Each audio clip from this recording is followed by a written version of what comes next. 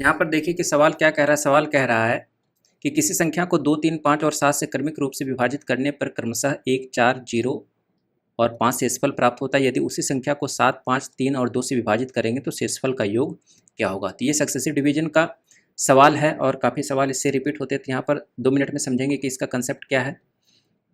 कि successive division का मतलब होता है कि मान लेते हैं कि आपके पास कोई संख्या है 45 और इस 45 को आप 2 और 3 से सक्सेसिव रूप से डिवाइड कर रहे हैं, तो इसको हम कैसे व्यक्त करेंगे। तो अगर 2 से इसको डिवाइड करेंगे तो इसका भागफल कितना आएगा 44 और शेषफल कितना आ जाएगा 1 आ जाएगा। अब ये जो भागफल है वो दूसरे भाग की प्रक्रिया में अगर हम 3 से इसको डिवाइड करेंगे तो ये नंबर बन जाएगा, यानी कि अब जो भागफल है ये दूसरे डिवीजन में नंबर बन गया। अब 3 जो है 45 को डिवाइड ना करके 22 को डिवाइड करेगा, ठीक है।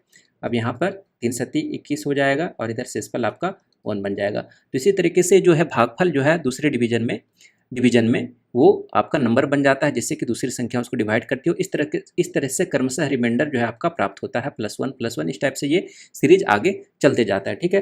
और आप जानते हैं एक छोटा सा कंसेप्ट की जो नंबर होता है वो भाजक गुना भागफल प्लस शेषफल होता है। भाजक गुना भागफल प्लस शेषफल होता है, ठीक है। ये चीज़ आप पढ़े होंगे, शेषफल होता है, ठीक है।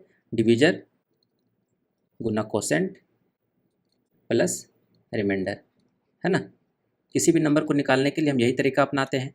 तो यहाँ पर देखिए कि आपका जो ये लीडर है यहाँ पर ये जो है डिवीजर है, ठीक है। ये भाजक है जिसे हम भाग दे रहे हैं और ये आपका रिमाइंडर है, ठीक है। और ये जो है नंबर क्रमशः आपको मिलते जा रहा है भागफल के रूप में, ठीक है।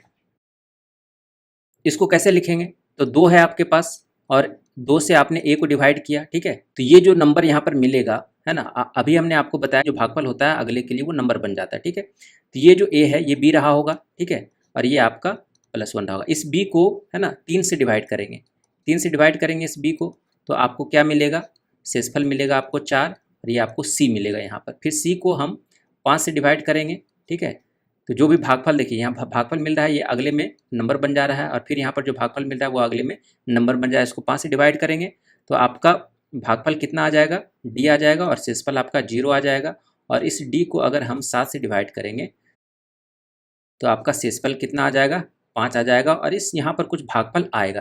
तो ये जो अंतिम भागफल है, ये जो है भागफल वो अंतिम भागफल, इस भागफल को हमको 1 लेके मान के बनाना है, ठीक है दोस्तों।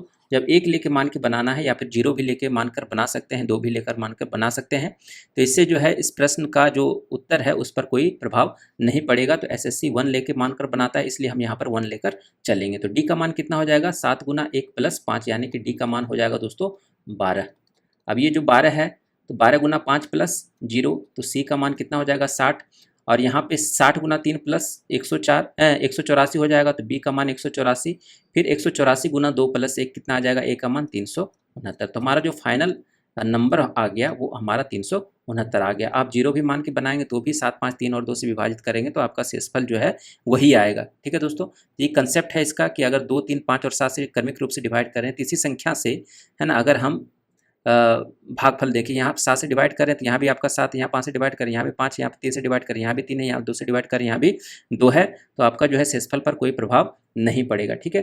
तो इसको हम लेडर तरीके से कैसे समझेंगे, तो यहाँ पर हम 2 लाइन बना देंगे, है ना, और ये नंबर है आपका B, C और D, ठीक है। और आपने डिवाइड किया 2 से, 3 से, 5 से और इसको आपने 7 से डिवाइड किया और 1, 4, 0 और 5 आपका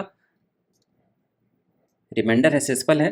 तो d निकालने के लिए क्या करेंगे, तो यहाँ पर 1 मान लेंगे अपने मन से, है ना, तो इसको गुना करेंगे और इसमें जोड़ देंगे तो d निकल जाएगा। 7 गुना 1 + 5, इधर 12 आ जाएगा, फिर 12 गुना 5 + 0 इधर 60 आ जाएगा और 60 गुना 3 + 4 184 आ जाएगा और 184 गुना 2 + 1 तो आपका आ जाएगा 369। तो ये चीज़ यहाँ पर ध्यान रखिएगा, इधर रिमाइंडर रखेंगे, इधर डिविजन रखेंगे।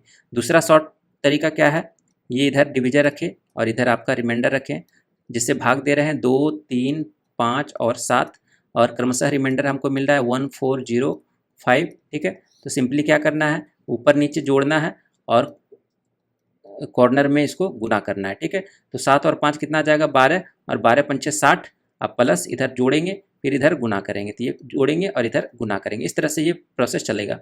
तो 7 + 5 12, 12 गुना 5 + 0 60, 60 गुना 3 + 4 184, 184 गुना 2 + 1 369। तो इस तरीके से भी आप इसको शॉर्ट तरीके से तुरंत निकाल सकते हैं, लेकिन कंसेप्ट जो है आपका यही है, ठीक है। तो अब यहाँ पे 369 मिल गया, तो अब 7, 5, 3 और 2 से अगर इसको क्रमशः विभाजित करेंगे, देखिए अब यहाँ पर 369 मिल गया। अब इसको लेटर तरीके में लिखेंगे, 7 से पहले डिवाइड करेंगे, यहाँ पर भागफल रखेंगे और यहाँ पर रिमाइंडर रखेंगे। तो 7 पच्चे 35 और 7 दूनी 14, 52 मिला। तो रिमाइंडर कितना बचा? 5। फिर यहाँ पर आपने 5 से डिवाइड किया तो 10 बार में लगेगा, रिमाइंडर आपका 2। फिर यहाँ पर 3 से डिवाइड किया, 3 तिहाई 9, रिमाइंडर 1। और यहाँ पे 2 से डिवाइड किया 1 बार में लगेगा रिमाइंडर आपका 1 बनेगा। तो ये जो है भागफल रखेंगे।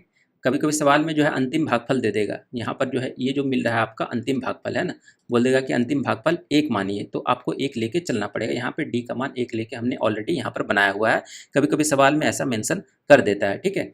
तो ये चीज़ है। तो आपका टोटल सम कितना हो जाएगा रिमाइंडर का? 5 + 2 7 और 1 8 और 1 9। तो आपका जो आंसर हो जाएगा दोस्तों आपका 9 हो जाएगा। तो प्रोसेस जो है यही फॉलो करना है, ठीक है। बाकी इस तरह से और भी कई सवाल आ जाएंगे, उसको भी हम देखेंगे।